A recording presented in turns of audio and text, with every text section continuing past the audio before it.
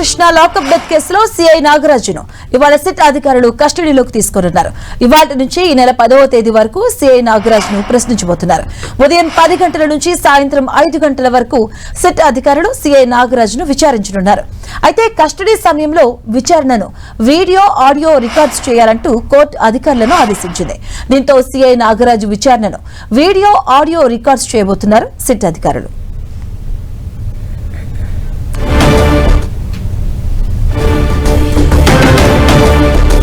ఇదే అంశానికి సంబంధించిన పూర్తి అప్డేట్స్ మా కరెస్పాండెంట్ జయరాజ్ అందిస్తారు. జయరాజ్.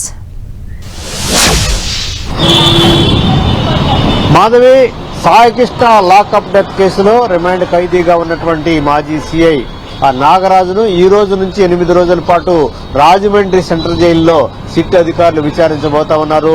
ఉదయం 10 గంటల నుంచి సాయంత్రం 5 గంటల వరకు న్యాయవాది సమక్షంలో ఈ విచారణ కొనసాగుతా ఉంది. దీనికి నిన్న కోర్టు అనుమతించింది.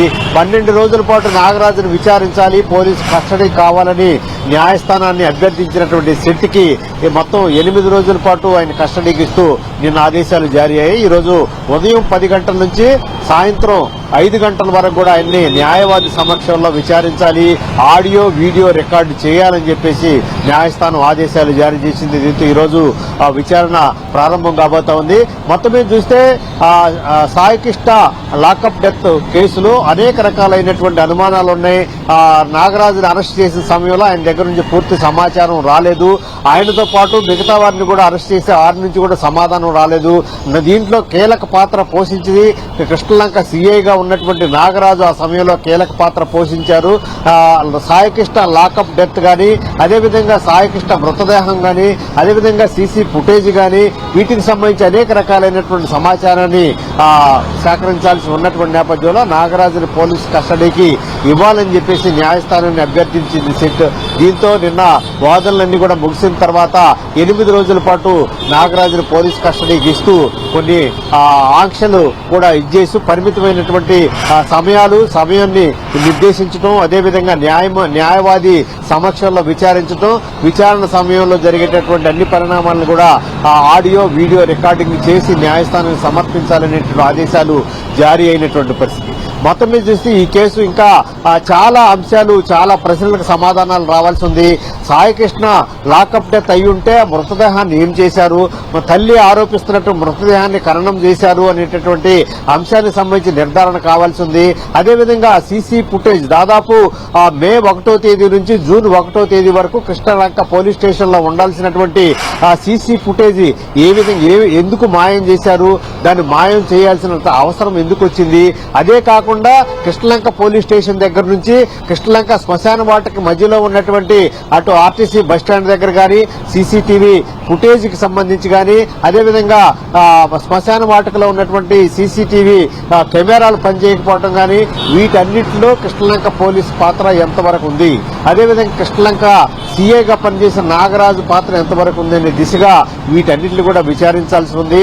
అదేవిధంగా మార్కాపురం నుంచి తీసుకొచ్చిన తర్వాత ఎవరెవరు సమక్షంలో విచారించారు, ఆ సమయంలో ఆడియో వీడియో రికార్డు చేశారా, ఎలాంటి ఎవిడెన్స్ సేకరించారు, నాగరాజుని కస్టడీలోకి తీసుకుంటున్నట్టు మార్కాపురం నుంచి తీసుకొచ్చిన తర్వాత అతన్ని సరెండర్ చేస్తున్నట్టు ఎక్నాలజ్మెంట్ ఇచ్చిన తర్వాత సాయికృష్ణ ఏం చేశారనే దిశగా ఈ అన్ని కూడా ప్రశ్నలకు సంబంధించి ఆన్సర్ రాబట్టే పని అయితే సిట్ చేయబోతా ఉంది. మాది జయరాజ్, అంటే మీరు అన్నట్టు ఈ డెత్ కేసులో చాలా చిక్కుముళ్ళు ఉన్నాయి, అలాగే పై అధికారులపైన ఎలిగేషన్స్ కూడా ఉన్నాయి, సీసీటీవీ ఫుటేజ్ అంశం కావచ్చు, పోలీస్ స్టేషన్ సిబ్బంది కావచ్చు. సో ఇవన్నీ చిక్కుముళ్ళు చాలా ఉన్నాయి. సో వీటికి సంబంధించి ఎలా ఉండే అవకాశం ఉంటుంది, ఇంట్రాగ్రేషన్ విచారణ ఎలా ఉండే అవకాశం ఉంటుంది, అలాగే కొన్ని కీ పాయింట్స్ కూడా పై అధికారులపై ఎలిగేషన్స్ కూడా ఉన్నాయి. మాధవి, ఇది విజయవాడ హెడ్ క్వార్టర్ లో జరిగినటువంటి చాలా సీరియస్ అయిన అంశం. విజయవాడ పోలీస్ కమిషనరేట్ కోతవేటు దూరంలో ఉండేటటువంటి కృష్ణలంక పోలీస్ స్టేషన్, అదేవిధంగా ఇక్కడ రాజధాని ప్రాంతంలో ఉన్నటువంటి కృష్ణలంక పోలీస్ స్టేషన్, ఇక్కడ జరిగేటటువంటి ఒక స్టేషన్ లో ఒక సీఏ ఆయన సిబ్బంది చేసేటటువంటి ఈ లాకప్ కి ఒక ఖైదీని తీసుకొచ్చిన తర్వాత ఆ ఖైదీకి సంబంధించిన సమాచారం పై అధికారులకి తక్షణమే అందించాల్సిన బాధ్యత స్టేషన్ హౌస్ ఆఫీసర్ కి తప్పకుండా ఉంటుంది. ఇది రూల్. ఇలాంటి పరిస్థితుల్లో సాయికృష్ణ తీసుకొచ్చిన తర్వాత పై అధికారులకు సమాచారం ఇచ్చారా లేదా? ఇస్తే ఏ అధికారికి ఇచ్చారు, ఎవరి సమక్షంలో విచారణ చేశారు, విచారణ సమయంలో ఆడియో వీడియో రికార్డ్ చేశారా, ఆ చేసినటువంటి ఆడియో వీడియో రికార్డ్ ని పై అధికారులకు తెలియజేశారా, సాయికృష్ణ విచారణ సమయంలో ఎలాంటి ప్రశ్నలకి ఎలాంటి సమాధానాలు ఇచ్చారు, ఇచ్చినటువంటి నేపథ్యంలో వాటికి సంబంధించిన కీలకమైనటువంటి సమాచారం ఉంటే ఆ సమాచారాన్ని పై అధికారులకు ఇచ్చారా, ఇస్తే ఎవరెవరికి ఇచ్చారు, ఆయన పైన ఉండేటటువంటి ఏసీపీ, ఆ పైన ఉన్నటువంటి డిప్యూటీ కమిషనర్, ఆ తర్వాత కమిషనర్, ఆ తర్వాత డీజీపీ వరకు కూడా ఈ సమాచారం వెళ్లాల్సి ఉన్నటువంటి పరిస్థితి ఉంది.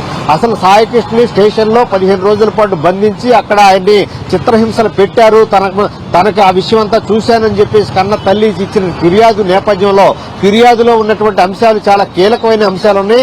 ఆ ఫిర్యాదులో ఇచ్చినటువంటి అంశాలు, వాటిలో ఉన్నటువంటి ప్రశ్నలకు సమాధానాలు రాబట్టే పనే సిట్ ఈ రోజు చేయబోతా ఉంది. దీనికి సంబంధించి కస్టడీలోకి తీసుకునేటటువంటి పరిస్థితి ఉంది. కస్టడీ 8 రోజుల కస్టడీలో మొత్తం సాయికృష్ణ మృతదేహాన్ని ఏం చేశారు, సీసీ ఫుటేజ్ లో ఏముంది, సాయికృష్ణ ఎన్ని రోజులు ఎక్కడెక్కడ ఆయన స్టేషన్ లోనే కాకుండా బయట ఒక ప్రైవేట్ హోటల్లో కూడా తీసుకెళ్లి విచారించారు అనేటువంటి అభియోగాలు ఉన్నటువంటి నేపథ్యంలో ఎక్కడెక్కడ ఉంది. అదేవిధంగా సాయికృష్ణకి వైద్యం చేసినటువంటి ఆర్ఎంపీ డాక్టర్ ఎలాంటి రిపోర్ట్ ఇచ్చాడు, ఆర్ఎంపీ డాక్టర్ ని ఎన్ని రోజులు సాయికృష్ణకి ట్రీట్మెంట్ ఇచ్చారు, ఆ సమయంలో ఏ విధంగా జరిగింది, అసలు ఆయన చనిపోయాడనేది ఎవరు నిర్ధారించారు, ఈ ప్రశ్నలన్నిటికీ కూడా నాగరాజు నుంచి సమాధానాలు రాబట్టే పనుంది.